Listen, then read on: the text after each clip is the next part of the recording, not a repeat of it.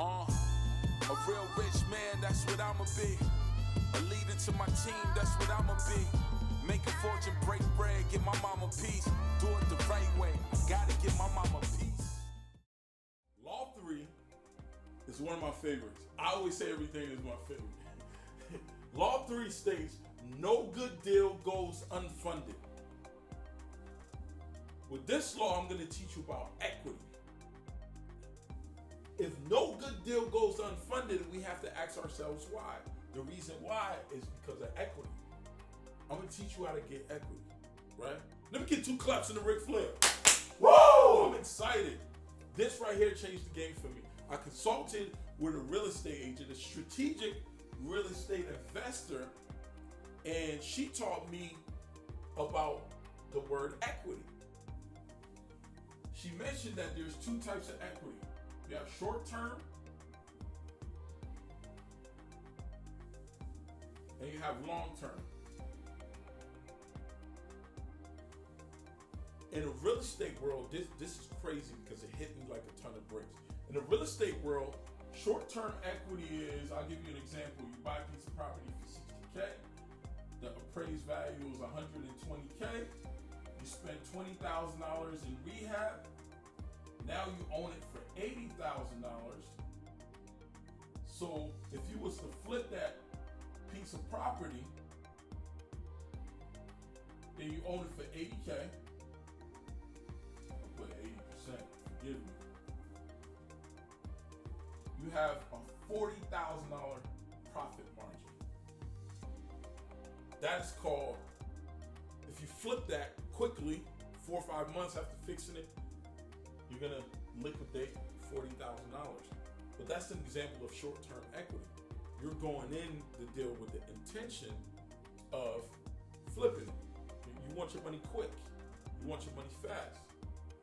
But you could buy the same property for $60K, spend $20K, be in it at $80K. The appraised value is $120,000. You put a renter in there for $1,100 monthly. They're in the home for 10 years, paying down the principal balance of $80K, but over time the market is changing and the appraised value goes from $120,000 to $220,000. That's called long-term equity. In this scenario, you're gonna make $40K. In this scenario, you're gonna make $100K in equity.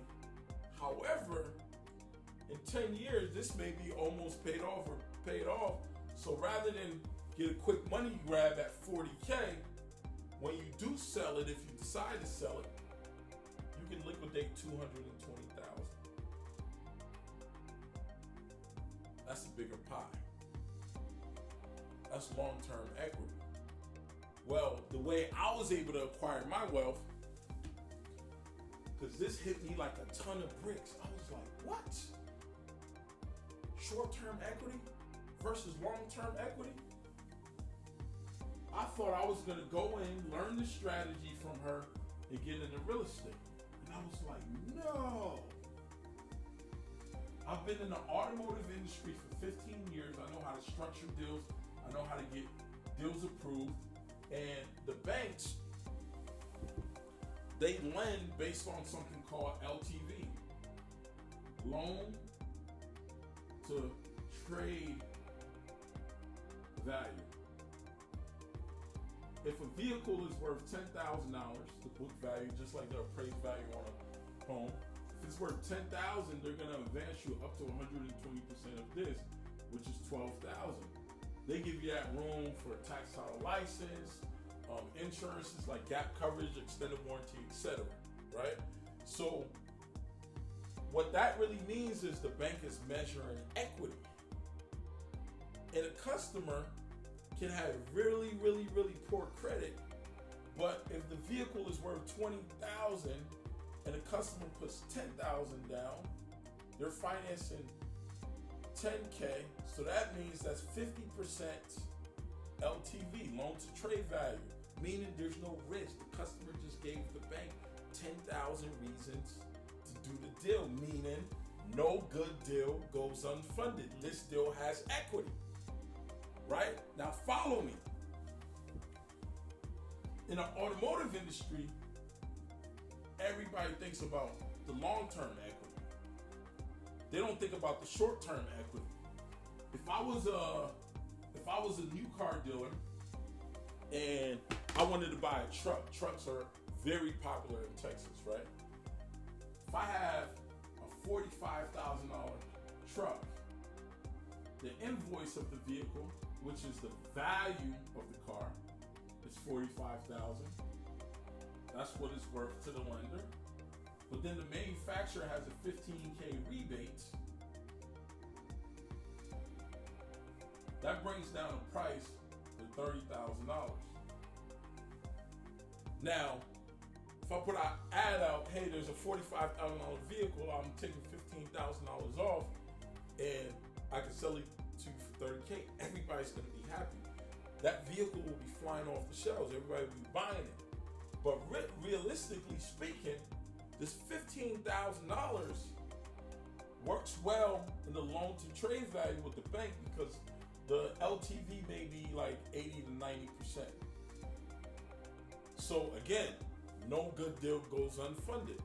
So if you're in dire needs and you need to get approved, you need to be on a vehicle that has big rebate, which the rebate is your equity. But if you're a little bit more sophisticated and you have this good credit from putting together the proper credit mix, you can now say, no, I don't want the rebate to go towards the vehicle. I want the rebate to go to me. There's new car manufacturer, there's a form that you sign and the manufacturer sends you the rebate check.